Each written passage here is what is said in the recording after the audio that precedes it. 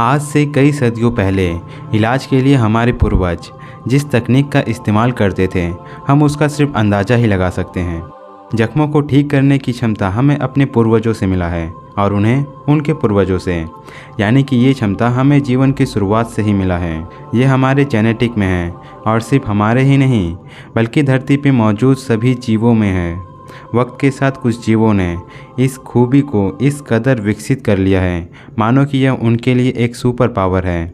जैसे कि एक छिपकली, प्लेनेरिया, जेलीफिश, ये अपने कटे हुए अंगों को पुनः निर्माण यानी कि रीजनरेट कर सकते हैं। लेकिन सोचने वाली बात तो ये है कि हम इंसान ऐसा क्यों नहीं कर सकते। विज्ञान के सिद्धांतों के अनुसार ब्रह्मांड की शुरुआत बिग बैंग नामक महाविस्फोट से हुआ था, जो कि आज से करीब 13.7 बिलियन पहले हुआ था और तब से ब्रह्मांड लगातार फैलता ही जा रहा है। मगर बिग बैंग कैसे हुआ था, ये आज भी विज्ञान के लिए एक रहस्य बना हुआ है।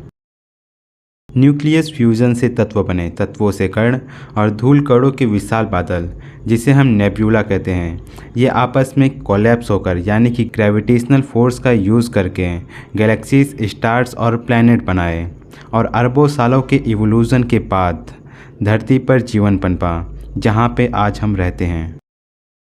शुरुआत में तो ये केमिकल फ्यूज़न के जरिए अपना भोजन बनाते थे, जिसे हम कीमोसिंथेसिस कहते हैं।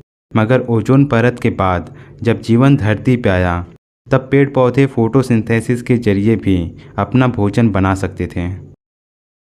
जब से इंसानों में सोचने समझने की क्षमता उत्पन्न हुई है, तब से मानव जाति अपने हर सवाल का जवाब पाने को उत्सुक है। यही उत्सुकता उसे इस पृथ्वी का सबसे बुद्धिमान जीव बनाता है। इंसानों ने हर उस क्षेत्र में अपना हाथ आगे बढ़ाया है जिसके लिए वो उत्सुक था। चिकित्सा विज्ञान, या हम इसे यूँ कह लें मेडिसिनल साइंस, ये भी उन्हीं क्षेत्रों में से एक था। तो हेलो दोस्तों, मैं हूँ Sarvesh. Human body and the science के फर्स्ट एपिसोड में आपका स्वागत है। हम आपको ऐसी चीज़ों से रूबरू करवाएंगे जिसकी आपको भनक तक नहीं होगी। एक ऐसी दुनिया जहाँ पे सिर्फ विज्ञान का चर्चे होंगे। बीमारी के कुछ ऐसे रहस्य जिसे समझना बहुत ही मुश्किल है। मानव शरीर और मस्तिष्क से जुड़े कुछ ऐसी अनसुनी बातें जिस पर यकीन करना आसान नहीं होगा। हमारे शरीर में चलने वाले लाखों अरबों केमिकल रिएक्शन जिनका हमें भनक तक नहीं पड़ता। हम साथ मिलकर मानव शरीर और विज्ञान के कुछ ऐसे रहस्य सुलझाएंगे जिसे जानना हमारे लिए बहुत ज़रूरी है। तो हम शुरू करते हैं एक ऐसे मुद्दे से जो आने वाले भविष्य में पूरी दुनिया को बदलने की काबिलियत रखता है। वैसे तो इलाज करने के लिए कई सारी दवाइयों का खोज हो चुका है, मगर अब भी कुछ ऐसे बीमारी है जिनका अब तक कोई इलाज नहीं मिला। हमारे दिमाग की क्षमता इतनी ज़्यादा है कि हम खुद ही किसी बीमारी को जन्म दे सकते हैं और उसे अपने दिमागी क्षमता से ठीक भी कर सकते हैं। जिस तरह आप अपने किसी भी काम को पूरी ईमानदारी और लगन से करते हैं, ठीक उसी प्रकार हमारे शरीर में मौजूद कोशिका भी अपना काम बखूबी जानते हैं। हमारा दिमाग इलेक्ट्रिकल इम्पल्स के जरिए पूरे शरीर में किसी भी प्रकार का मैसेज ट्रांसफ़र करता है और नसों के जरिए किसी भी केमिकल या फिर हार्मोन्स को पूरे शरीर के किसी भी अंग तक पहुंचा सकता है। मान लीजिए आप किसी भी पदार्थ या फिर धूल कण से बहुत जल्दी बीमार पड़ जाते हैं। इसका मतलब कि आपको उस पदार्थ से एलर्जी है।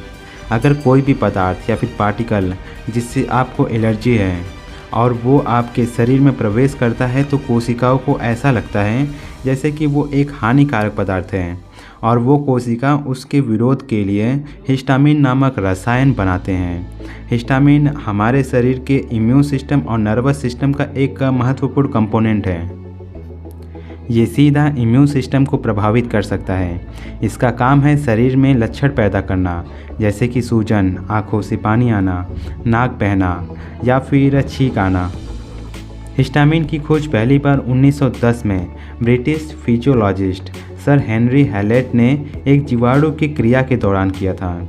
हिस्टामिन ये शब्द हिस्टोन से आया है, जिसका मतलब होता है ऊतक या फिर टिश्यू। वैसे तो अब तक इंसानों की 14 से ज़्यादा प्रजाति खोजी जा चुकी है। क्या हम उन सभी में सबसे उन्नत और काबिल हैं? हमारे दिमाग में होने वाली छोटी से छोटी केमिकल इम्बैलेंस भी हमारे शरीर को भारी नुकसान हो सकता है। ये तो तय है कि हर उत्पन्न जीव या फिर हर उत्पन्न चीज़ को एक न एक दिन नष्ट होना ही पड़ेगा। पर क्या शरीर का बूढ़ा होना ये एक बीमारी है? ऐसे ही कई सवालों के जवाब लेकर हम मिलेंगे आपसे अगले एपिसोड में। तब तक के लिए जय हिंद।